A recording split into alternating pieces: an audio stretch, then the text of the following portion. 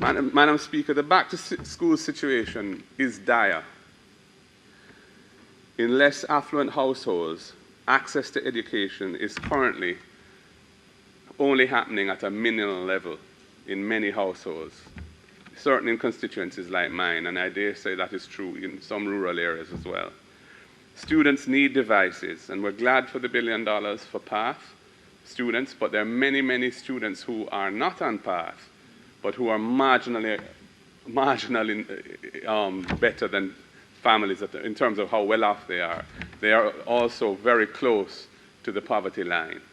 And members of Parliament are now facing a deluge of requests for devices.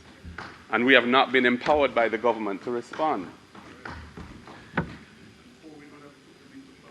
We have heard the Minister of Education's pronouncements on the distribution of tablets. From where I stand, it's unfortunate that it seems too little too late. We really ought to have got those tablets out before the school year started. And we haven't done so. We're trying our best to catch up now. But there are many, many families that need help with a device in the family.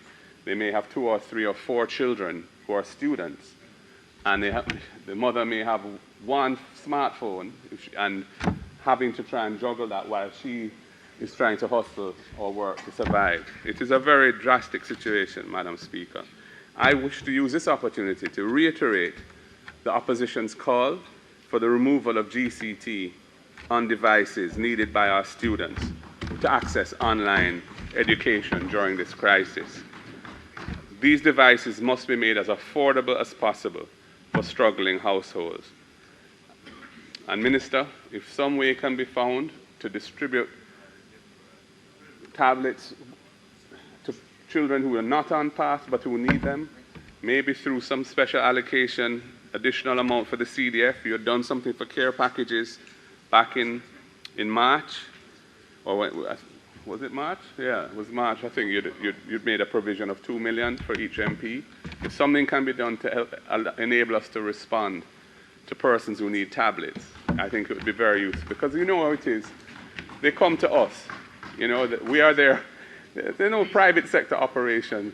Yeah, they come to us. Come to you too. I include you in us. You know, we are the persons that they look to a lot of the time, and we need to be able to answer their call when they're in need.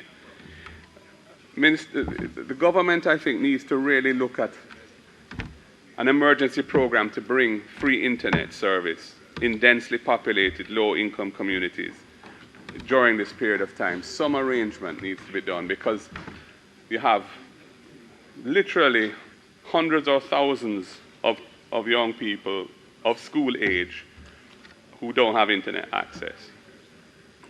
Community hotspots to provide Wi-Fi in densely populated low-income communities would have a significant positive social impact on the lives and prospects of residents who are not able to afford to purchase data at market rates.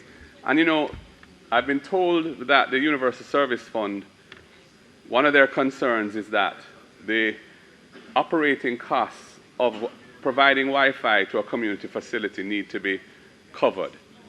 There needs to be some clarity as to how the electricity bill is going to be paid to run the hotspot in the community facility.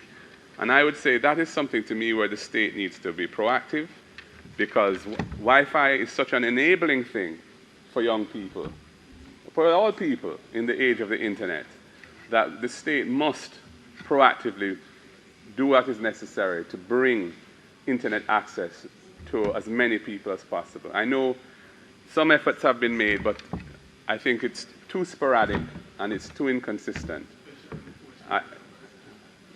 So, Minister, I'm appealing to you again